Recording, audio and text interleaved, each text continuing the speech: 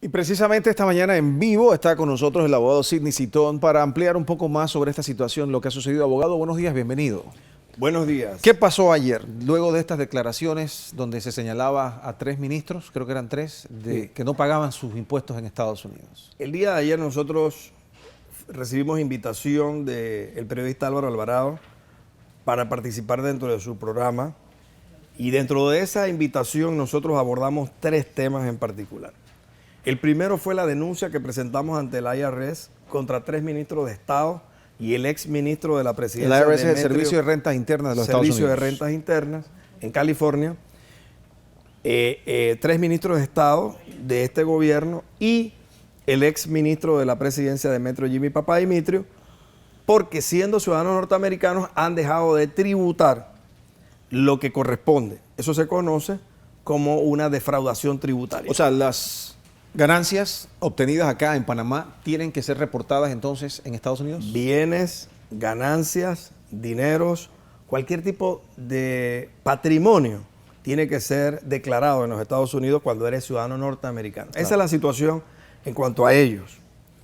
En cuanto a la segunda situación que denunciamos es de que en este momento en la estructura de gobierno hay personas que se han naturalizado de otro país, sea Estados Unidos o de algún país. O sea, han tenido la ciudadanía. De la comunidad europea, se han naturalizado, o sea, no por derecho de sangre, sino porque se han naturalizado ciudadanos de otro país, y conforme el artículo 13, el artículo 131 y 132 de la Constitución, las personas que adquieren otra nacionalidad, automáticamente hay una suspensión tácita de sus derechos ciudadanos en virtud de que esos derechos ciudadanos son necesarios para poder ocupar un cargo con mando y jurisdicción. Derechos ciudadanos en el país de origen, o sea, Panamá, claro, en este caso. Claro. Entonces, resulta que se dio la situación de que hay personas que en este momento son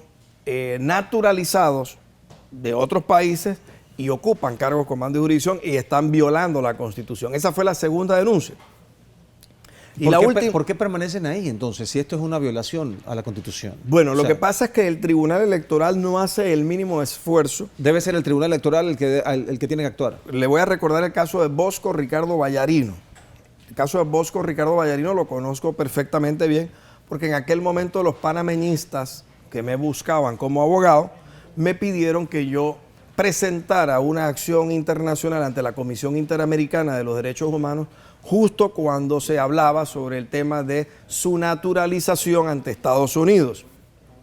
Entonces el Tribunal Electoral en aquel momento dicta una resolución en donde conmina a Vallarino a presentar su pasaporte y su carta de naturaleza, justamente porque entonces al tener suspendidos sus derechos ciudadanos no podía ejercer el cargo de alcalde que tiene mando y jurisdicción. O sea, lo que se hizo en ese entonces no se está haciendo ahora por parte del Tribunal Electoral. Exactamente. Entonces, nosotros ayer presentamos 2 casos en particular que conocemos para que el Tribunal Electoral los investigara. El del ministro de Obras Públicas, que es norteamericano por naturalización, y el de la cónsul de Panamá en Miami, la señora Rosemena. O sea, ya no es chitreano. Para los efectos. Así es, para que se investigara esta situación. El Tribunal Electoral hasta el día de hoy no ha dicho nada y creo que tampoco hará nada, pero el punto importante es la denuncia. Y el tercer tema que se abordó fue lo que Miguel Antonio Bernal dio el puntillazo en su cuenta de Twitter, cuando dijo que había un clan denominado La Taquilla.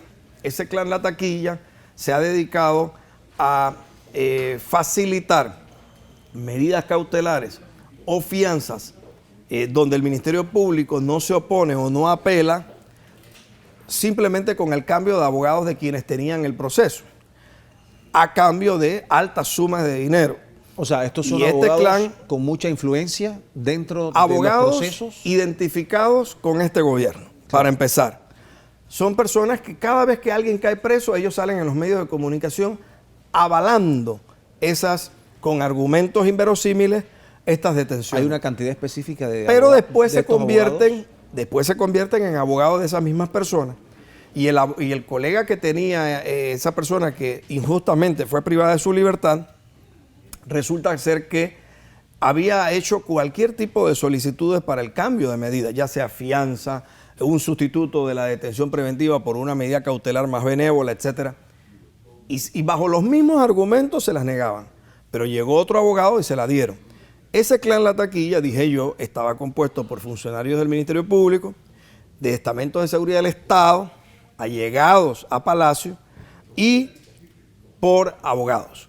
O sea, esta es una red de tráfico de influencias. Es una organización que opera de forma debidamente estructurada, solapada, y que también facilita a los comunicadores, porque esta es otra variante de cómo operan.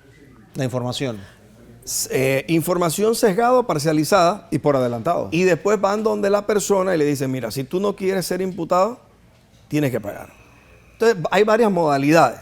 Lo cierto es que esos procesos que estamos viendo en el Ministerio Público se convirtieron en un negocio de ese clan denominado La Taquilla.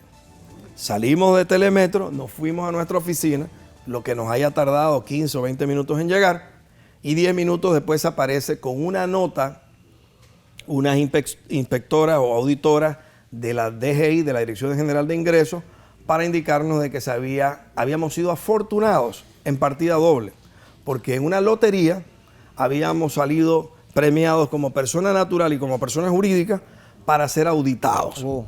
Entonces, nosotros somos afortunados porque ayer nos ganamos 2 veces una lotería, como persona natural y como persona jurídica, por un señor perseguidor, violador de los derechos humanos, como lo es Publio Cortés, director general de Ingresos. Nosotros que ¿Lo preocupa esto? Nosotros hemos estado en dictadura, privados de libertad, detenidos en la antigua cárcel Modelo. En varias ocasiones salimos varias veces de la cárcel Modelo en dictadura, gracias a las gestiones del entonces Monseñor Marcos Gregorio Magrat, ya difunto, y en realidad nos forjamos dentro de esa vorágine que existía en Panamá.